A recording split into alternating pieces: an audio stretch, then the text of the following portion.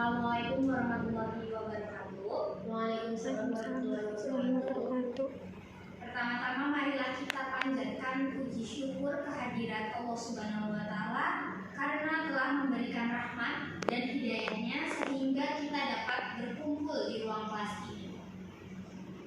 Sholawat serta salam tak lupa kita panjatkan kepada baginda Rasulullah SAW.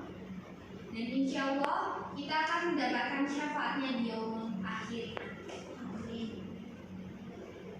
Yang saya hormati Dr. Andes Eko Suroso MPD, dan yang saya sayangi teman-teman yang hadir pada hari ini. Sebelumnya, perkenalkan kami dari kelompok 1 yang beranggotakan saya sendiri Intan Noplara dengan NIM akhir 81 sebagai moderator. Sebelah saya Elfatia Raisa Wamitul Haq dengan NIM akhir 18 sebagai sekretaris, dan sebelah kanan saya ada Aininda Selvia dengan NIM akhir 74 sebagai presenter.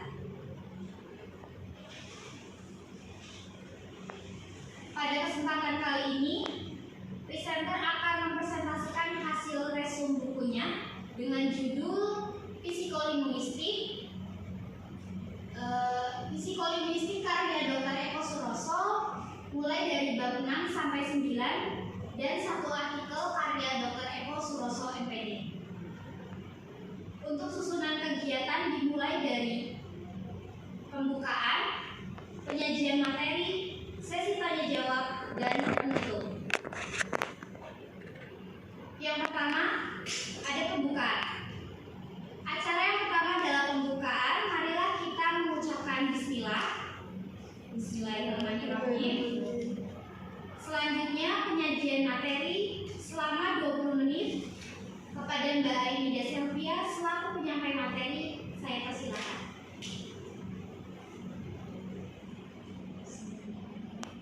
Bismillahirrahmanirrahim. Assalamualaikum warahmatullahi wabarakatuh.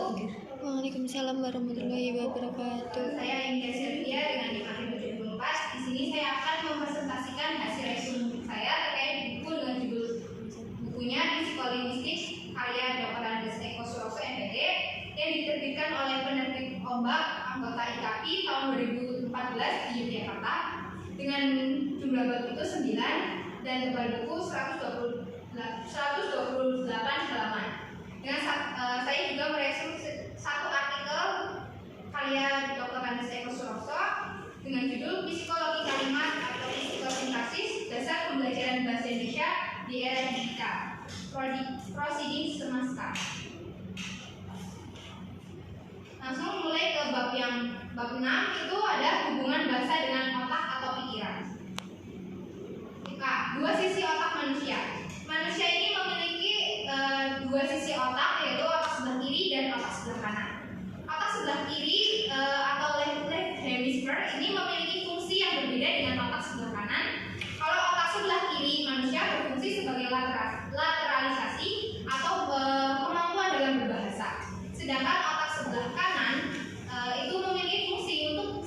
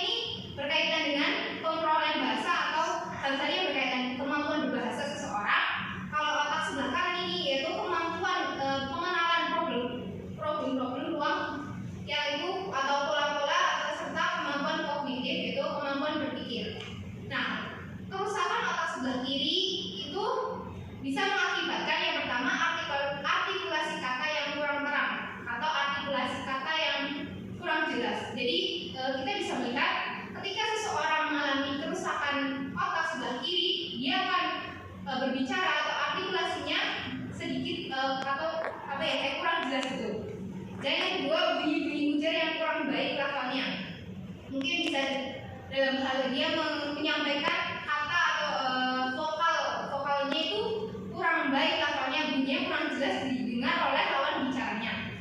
Yang ketiga, kalimat-kalimat yang tidak gramatikal. Di sini orang yang mengalami kerusakan mata sebelah kiri, dia akan kalimatnya bisa aja berputar-putar atau mengalami kalimat yang dia sampaikan di lawan pembicaranya itu kurang bisa dipahami, sulit untuk dipahami lawan bicaranya. Yang keempat adalah ketidaklancaran dalam berbicara.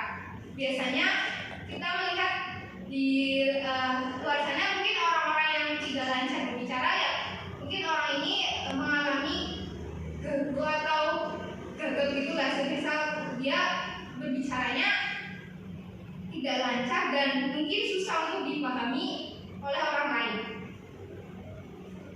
Yang B ada hubungan bahasa dan logika. Bahasa kan mempunyai fungsi sebagai alat komunikasi. Selain berfungsi komunikasi, bahasa juga berfungsi sebagai emotif dan kognitif. Emotif di sini, misal ada orang merasakan bahagia dan sedih, kan bisa dilihat dari ekspresi wajah. Itu bisa dikaitkan dengan bahasa. Itu bahasa emotif. Sedangkan kognitif ini berkaitan dengan kemampuan berpikir atau pengetahuan seseorang melalui bahasa sendiri. Ketika misal orang mungkin mampu dalam berbicara, lancar berbicara, maka orang ini memiliki kemampuan berpikir yang baik. Nah, ada bentuk-bentuk kegiatan berpikir. Yang pertama ada pengertian, proporsi, dan penalaran. Selanjutnya yang ada beberapa penyebab kesesatan dalam penalaran atau berpikir. Yang pertama ada ketidaksamaan dalam menentukan arti kata atau kalimat. Kadang kita berbicara dengan seseorang, tetapi antara orang yang berbicara dengan orang yang mendengarkan itu arti kata atau kalimatnya itu berbeda. Contohnya misal ada kalimat, saya tidak bisa datang ke acaramu. Mungkin di sini bisa kedua belah pihak ini memiliki arti yang berbeda. Kalimat itu ya, misal yang berbicara mungkin karena ada sesuatu hal penting yang mengakibatkan dia tidak bisa hadir, tetapi bisa diartikan berbeda oleh lawan bicaranya bahwa dia tuh tidak mau hadir di acaranya yang dia lakukan itu. Yang kedua, adanya perubahan tekanan pada suku kata atau aksen pada suatu kata tertentu. Misal tadi di kalimat yang sama, tidak bisa ketika suku kata itu ditekankan atau ada aksen pada suatu kata di situ, ya itu akan mengakibatkan makna yang berbeda. Tidak bisa itu, dia berarti beranggapan bahwa dia tidak mau hadir di acara yang dibuat oleh lawan bicaranya ini. Yang ketiga adanya term equal. Term equal ini ada arti ganda atau kata yang memiliki dua arti, misal atau lebih dari satu arti gitu. Contohnya kata abadi. Ketika kata abadi digunakan dalam kalimat Tuhan memiliki sifat yang abadi dengan kalimat mahasiswa abadi. Kata abadi ini memiliki arti ketika di kalimat pertama itu berarti positif, dan pada kalimat kedua ini artinya secara negatif. Abadi ketika dikaitkan dengan konteks kalimat yang pertama ini, abadi ini kekal, Tuhan itu sifatnya kekal. Sedangkan di kalimat mahasiswa itu adalah mahasiswa abadi, maka di sini artinya mahasiswa itu tidak lulus. Jadi ada dua arti dalam kata abadi. Yang keempat adanya arti metafora atau kiasan. Dan sering kita menggunakan sebuah kata kiasan. Misal contohnya seperti tangan panjang. Tangan panjang mungkin bagi orang yang tidak tahu mungkin itu tangannya panjang gitu. Tapi kan di sini berarti ada kiasan atau orang yang suka mengambil barang orang lain atau bukan miliknya. Yang kelima adanya ambiguity. Ambiguity ini kita sering mengenalnya dengan ambigu. Yang D ada hubungan otak dengan kemampuan berbicara. Otak dengan kemampuan berbicara itu sangat erat kaitannya dengan seseorang ini. Jika seorang yang mengalami kemampuan berbicara yang baik atau kemampuan dia berbicara yang baik, maka dia memiliki kemampuan dalam berbicaranya, dan otak cerdas seperti itu. Namun ada penyakit yang bisa mengakibatkan kemampuan seseorang dalam berbicara, yaitu penyakitnya ini ada dua, penyakit Broca afasia atau luka bahasa Broca, dan penyakit Wernicke afasia. Kedua penyakit ini berbeda, jadi mungkin sama-sama ada berkaitan dengan kemampuan berbahasa. Tetapi kalau penyakit Broca afasia ini terjadi pada otak sebelah kiri bagian depan yang dapat mengakibatkan seseorang ini ketika berbicara akan terputus-putus dan adanya keraguan. Sedangkan penyakit Wernicke afasia ini terjadi pada otak sebelah kiri bagian belakang dan menyebabkan apa yang dia bicarakan atau bahasa yang dia keluarkan ini sulit untuk dipahami oleh lawan bicaranya. Bab yang selanjutnya ada bab 7, itu hubungan berpikir, inteligensi, penalaran, dan berbicara. Berpikir itu adalah suatu aktivitas pribadi bertujuan untuk memecahkan sebuah masalah. Nah, ada beberapa proses yang harus dilakukan oleh seseorang untuk berpikir. Yang pertama, the problem of solve difficulty, atau di sini mulai adanya masalah atau adanya kesulitan yang dirasakan seseorang sehingga dia harus mulai berpikir. Yang B, statement of the problem, pernyataan masalah. Jadi masalah di sini sudah ketahui bahwa masalahnya itu yang ini, harus jadi mulai seseorangnya mulai mencari solusi untuk menyelesaikan masalah ini. Itu makanya dilanjut ke yang C ini, the development of possible situation, atau dimana seseorang sudah berada dalam situasi yang dia harus menyelesaikan masalah tersebut. Selanjutnya yang keempat, the tentative acceptance of one solution. Jadi di bagian keempat ini sudah diketahui sudah dipilih satu solusi di masalah yang sudah diketahui. Yang kelima is final acceptance or rejection on the basis of proof, yaitu penyelesaian masalah ini entah itu berhasil atau tidak. Yang ketiga adalah perilaku kemampuan berpikir. Dalam kemampuan berpikir itu berbeda-beda setiap orangnya, ada yang tinggi, normal, dan rendah. Jadi setiap orang ketika memiliki kemampuan berpikir tinggi, dia memiliki ciri-ciri yang khusus. Begitu juga dengan orang yang memiliki kemampuan berpikir yang rendah juga memiliki ciri-ciri yang khusus, berbeda dengan orang yang kemampuan berpikirnya normal. Itu sesuai dengan dia hidup sesuai dengan sama dengan manusia pada umumnya. Berpikir dan inteligensi. Kemampuan berpikir seseorang itu dapat ikut sebuah tes. Biasanya di sini tes kayak tes IQ seperti itu. Inteligensi ini merupakan kualitas dari pikiran seseorang atau suatu kemampuan berpikir seseorang. Tingkatan inteligensi atau IQ. Setiap orang itu mungkin memiliki berbeda-beda tingkatan inteligensinya. Dan inteligensi ini bisa disebabkan, perbedaan itu bisa disebabkan karena yaitu adanya kualitas dan kuantitas. Kualitas ini bisa dikaitkan dengan keturunan. Kalau kuantitas ini pemerolehan seseorang ini memperoleh atau lingkungan yang ada di sekitar kehidupannya. Tes inteligensi dan manfaatnya.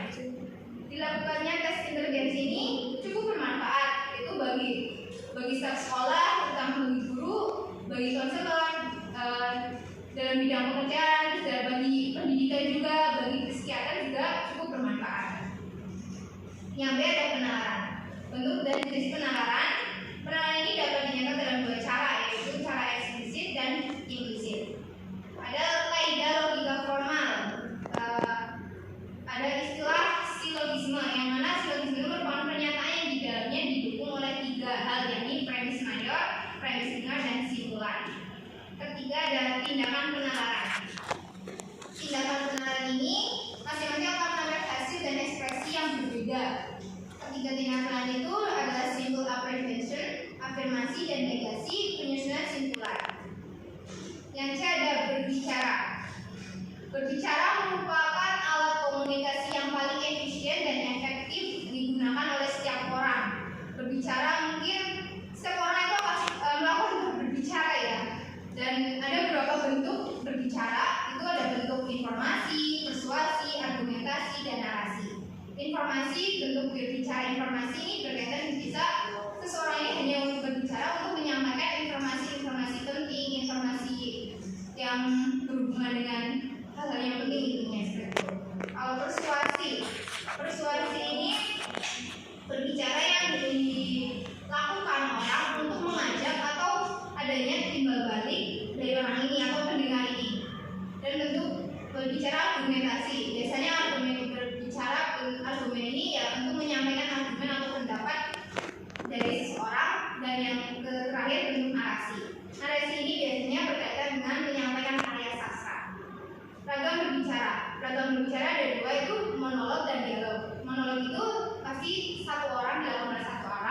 dan dialog bisa dilakukan oleh lebih dari dua orang.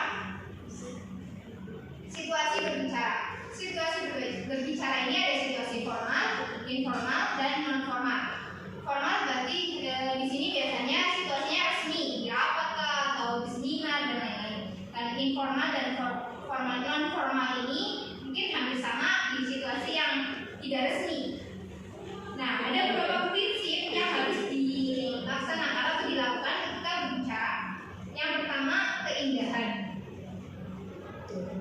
Keindahan ini berkaitan dengan intonasi dan diksi atau pemilihan katanya penting dalam berbicara. Sedangkan yang kedua, keefektifan. Keefektifan ini berkaitan dengan kecermatan seseorang atau kecermatan seorang pembicara dalam merangkai kalimat. Dan yang ketiga, keunikan dan keautentikan. Keunikan di sini berkaitan dengan masalah atau topik yang akan dibahas. Jadi topik ini membuat si pendengar merasa tertarik. Dan yang keempat itu kecermatan. Kecermatan di sini berkaitan dengan kehati-hatian si pembicara dalam menyampaikan kalimat, kata. Dia berhati-hati agar tidak terjadi kesalahan. Yang kelima, kekreativitasan. Itu berkaitan dengan bagaimana seseorang ini atau pembicara ini dalam menyampaikan gagasan baru atau pembicaraan yang mungkin sebelumnya belum pernah dibahas. Dan keenam itu keetisan. Keetisan ini berkaitan dengan sopan santun. Ketika berbicara, seorang juga harus memperhatikan sopan santun atau apa yang dia ucapkan atau kalimat yang dia sampaikan ke lawan bicara itu tidak membuat si lawan bicara ini merasa sakit hati atau sebagainya. Yang ketujuh ada kelogisan. Kelogisan ini menyangkut masalah yang disampaikan atau masalah yang dibicarakan ini masuk akal atau dapat diterima oleh lawan bicaranya. Dan yang kedelapan itu kebenaran. Jadi apa yang dia sampaikan ini memang benar terjadi dan memang sesuai dengan kenyataannya. Dan bab yang selanjutnya itu bab 8 itu hubungan kemampuan berpikir, berbahasa, dan kemampuan berbicara komunikatif. Antara berbahasa dan berbicara ini saling berkaitan, di mana ada 4 keterampilan yang mendukung dalam berbahasa, itu keterampilan menyimak, berbicara, dan membaca dan menulis. Nah, paling berhubungan dengan berbicara pasti keterampilan berbicara. Ada hubungan kemampuan berpikir, inteligensi, dan bahasa. Dalam berpikir ini dapat dilihat dari produksi ujaran yang merupakan dasar pikiran, bahasa yang merupakan basis dasar pikiran, sistem bahasa yang menunjukkan spesifikasi pandangan, sistem bahasa yang menunjukkan spesifikasi budaya. Hubungan kemampuan berpikir dengan kemampuan berbicara argumentatif. Berbicara ini pada hakikatnya adalah bahasa, sedangkan bahasa itu pada hakikatnya berpikir yang dilisankan. Oleh karena itu, seseorang yang memiliki mempunyai kemampuan berpikir baik, maka dapat diduga bahwa kemampuan berbicara seseorang itu juga baik. Ada bab 9 itu perkembangan bahasa. Yang A, akuisisi perkembangan bahasa. Akuisisi ini diartikan sebagai pemerolehan. Jika dikaitkan dengan bahasa, maka akuisisi bahasa berarti pemerolehan bahasa. Ada beberapa faktor yang dapat mempengaruhi perkembangan bahasa. Faktor pertama, kesehatan. Faktor kesehatan. Jadi orang yang memiliki sehat dalam hal ini sehat ya, entah itu akalnya dan alat ucapnya juga sehat, maka perkembangan bahasanya juga akan baik gitu.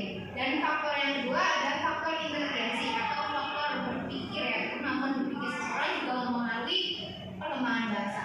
Yang ketiga ada faktor status sosial ekonomi keluarga. Jadi misal ada anak yang berada dalam lingkungan keluarga yang mempunyai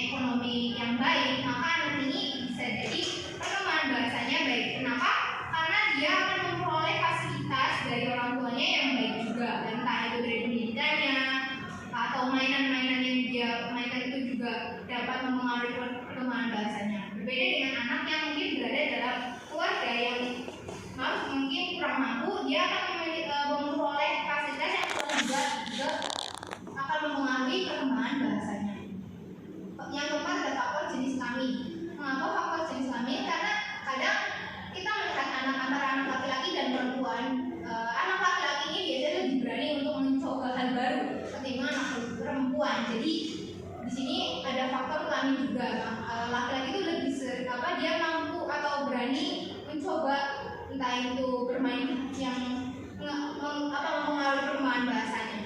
Dan yang kelima ada faktor familiar atau faktor keluarga. Jadi di lingkungan keluarga juga dapat mempengaruhi perkembangan bahasa. Sebab itu bagaimana orang tua ini bisa mengajak anaknya untuk berkomunikasi.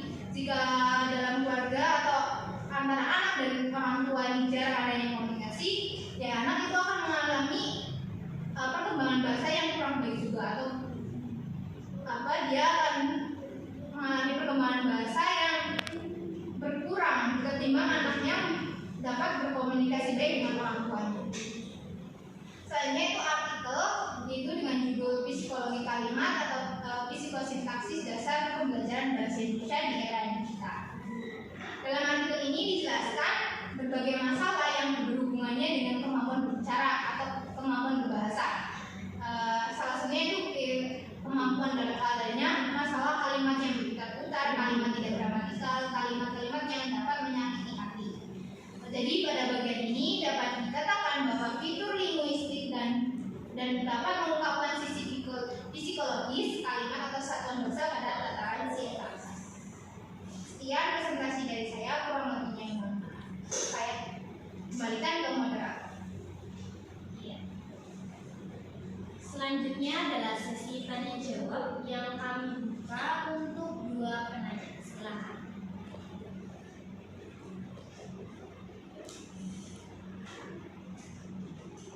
Bisa sebutkan nama dan NIM-nya. Perkenalkan, nama saya Ametis dengan NIM A68. Izin bertanya, bahasa itu berhubungan dengan otak. Mengapa terjadi kerusakan di otak manusia yang menjadikan seseorang kesulitan dalam berbahasa? Terima kasih. Selanjutnya, Saya Revi Margianti dengan NIM akhir 11 izin bertanya, apa yang mendasari perbedaan pada anak yang memiliki IQ rendah dan tinggi, dan apakah yang IQ tinggi termasuk anak yang cerdas? Coba jelaskan.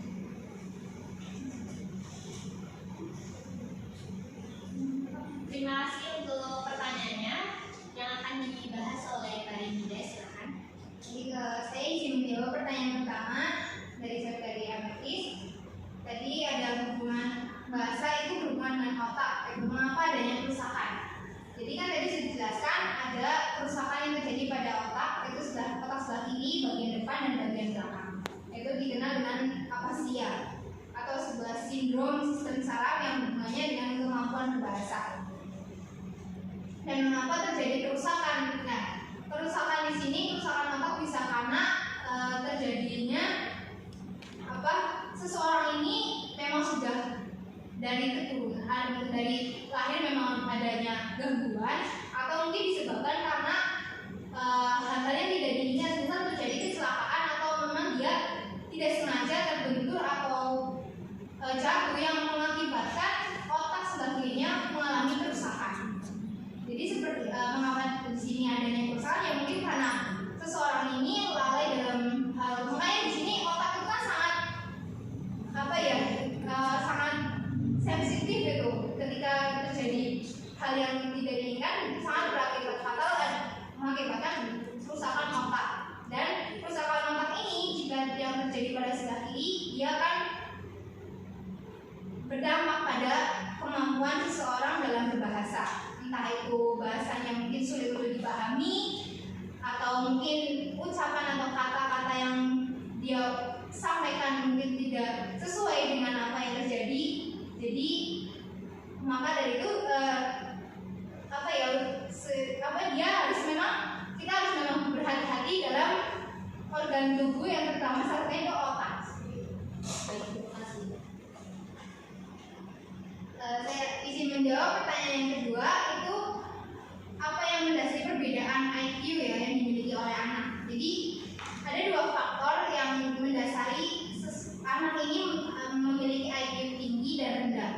Tadi bisa ada faktor keturunan dan faktor lingkungan sekitar. Jadi faktor keturunan mungkin dari orang tuanya dia memang sudah mempunyai IQ tinggi atau cerdas, dan ketika dia anaknya juga memiliki juga IQ yang sama, atau juga faktor lingkungan atau lingkungan sekitar bagaimana anak ini memperoleh bahasa, memperoleh entah itu dari pendidikannya atau teman-teman sekitarnya juga mempengaruhi IQ-nya. Dan apakah anak yang memiliki IQ tinggi itu dikatakan cerdas? Mungkin bisa saja, karena pasti berbeda dong antara anak yang memiliki IQ yang tinggi dan rendah, dia akan berpikiran yang berbeda juga. Jadi dalam hal ini mungkin bisa dikatakan IQ tinggi yaitu salah satunya anak yang cerdas. Begitu. Baik, terima kasih Mbak. Rangkaian acara diskusi pada hari ini telah selesai. Demikian diskusi dari kelompok 1. Mari kita mengucapkan alhamdulillah bersama-sama. Alhamdulillahirobbilalamin. Selaku moderator, saya mohon maaf atas kesalahan saat proses penyampaian. Jika menyakiti hati atau tidak berkenan di dalam hati, wabillahi taufiq wal hidayah. Wassalamualaikum warahmatullahi wabarakatuh. Waalaikumsalam warahmatullahi wabarakatuh.